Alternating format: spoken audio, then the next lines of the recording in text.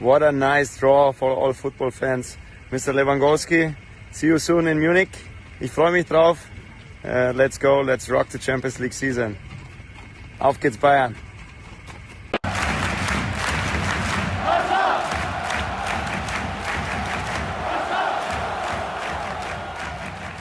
Hello everybody, welcome back to the channel. So in today's video, we are going to be talking about the group stage draw. Yes, it is true, Barcelona have been grouped with Bayern Munich, Inter-Milan, and excuse me for saying this wrong, but I believe it's called Pleasant, right? I do believe that is what this team is called, but they are grouped with Inter, Bayern, and FC Barcelona. Rest in peace to this team. I have no idea how this team is going to be doing, but of course, we're going to be focusing on FC Barcelona because we couldn't get a tougher group. You look at Real Madrid, they got one of the easiest groups. Of course, like Leipzig and Celtic, they're going to do their thing. They're going to try and win against Real Madrid, but in the end, if you compare Real Madrid's group to the other groups out there like Group A, Group B, Group C, Real Madrid do have one of the easiest groups within this Champions League draw. I cannot believe it, but I want to focus on the other groups before we go back into FC Barcelona. Going into Group G, I do believe that this is the second toughest group right next to FC Barcelona's group. You look at City, Sevilla, Dortmund. Of course, Dortmund has not been at their best, but Dortmund will inspire to do great things, and especially with their young players. The young players want to do great things this season. Yes, Erling Haaland has left this club, and Dortmund do want to continue to impress within the Champions League and show that yes, their current group of players can deliver great results against a very tough opposition like Man City or Sevilla. They have Mokoko, they have Reina, they have Adeyemi, they have Bellingham. Man City are not going to be getting it very easy within this group. And then we go into Group H. The main focus, of course, it is going to be PSG. Many are going to be expecting PSG to top this group. They have Messi, they have Neymar, they have Kylian Mbappe. Of course, everyone's going to be saying PSG is going to be beating Juventus, Benfica, and Haifa. But like I've said, like from the previous other groups, I do expect the second team, the second best team within Group H to be Juventus. I do believe that Juventus can do great things, just like how Dortmund can do great things against Manchester City, because this Juventus side has spent all summer improving their midfield. They have brought in Paul Pogba. They have brought in someone like Di Maria to improve the width of this team, and they're going to give a great fight against PSG. Now, of course, the main problem for Juventus is going to have to be how they're going to be organizing their defensive line when they go up against Messi, Neymar, and Kylian Mbappe. So there are many key battles within the overall group stage draw, and I do love every one of these groups. But going back to FC Barcelona, which is the main focus of today, let me tell you guys, yes, FC Barcelona do have the hardest group, but it is a very necessary group. And let me explain what I do mean by this, right? I do believe that Barcelona is in a position, my friends, they're in a position to show the world that they can be very competitive. They have to show that, because if they claim the top of the group and they end up being in first place, that is going to be extremely impressive, and especially within the football world. Like, the world knows that this team, FC Barcelona under Xavi Hernandez, has rejuvenated. They have revolutionized their team, and everybody's eyes, right, within the football world, everybody's eyes are going to be on FC Barcelona, whether they could deliver, yes or no. And again, why is this a very necessary group? It is because these players, they need to experience playing teams against Bayern Munich, against Inter-Milan, Pedri, Araujo, Dembele, Rafinha, Lewandowski, Ansu Fati, like all of these players, they have to experience what it's like to face up against a very tough opposition like Bayern and Inter-Milan. They need the experience, because once they know how to get through tough oppositions, through tough teams like Bayern and Inter-Milan, and we end up winning and we go into the next round, we're going to go into that next round with a lot of confidence. So of course, this is going to be a very necessary group to be in. I do not ever want to see Barcelona go up against teams like Rangers or Leverkusen or Sporting CP or Celtic. I did not even want to see that within this season. I wanted this Barcelona team to go up against the best teams in the world, and very early within the group stage, because it is going to pay dividends in the future later down the Champions League road. And most importantly, right, there is going to be no excuses now going into this season. Like, we look at what we did throughout the past 2 or 3 months. We look at the type of players that have entered within this Barcelona team. Xavi has all the tools to beat teams like Bayern Munich, to beat teams like Inter-Milan, and when we go into the next round, to beat teams like potentially Liverpool, potentially AC Milan, potentially Manchester City. We have the capability. We have Lewandowski, one of the best number 9s in the world. We have so many wingers. We're overpowered on the wings. We have Ansu, Ferran, Dembele, Rafinha, and so much more. We look at the center back position. We have so many center backs that are good on the ball, and this is exactly what Xavi does need. We have Koundé, we have Christensen, we have Eric Garcia, we have Gerard Piqué as like the plan D or C. But most importantly, right, we're gonna go into this season for the first time ever within the past like 6 years, right? For the past 6 years with an idea on how we want to play, with a style, with a specific way of playing. Against Bayern Munich back in 2020, when we had Messi and Rakitic and Luis Suarez and all of these other players, we had no style. We had no idea how we wanted to play. We go into that game against PSG where we lost at the Camp Nou back in 2021 under Ronald Koeman. We had no style of play. We had no idea. We go back into that game against Bayern Munich when Xavi was in charge, but in charge for like about 6 to 8 weeks. We still had no idea, no style of play, and that is why Barcelona have been leaving the Champions League with no dignity, and we left with so much embarrassment. But now we are in the best position, my friends, to win, and to win with style. And what better way to do that but to do it up against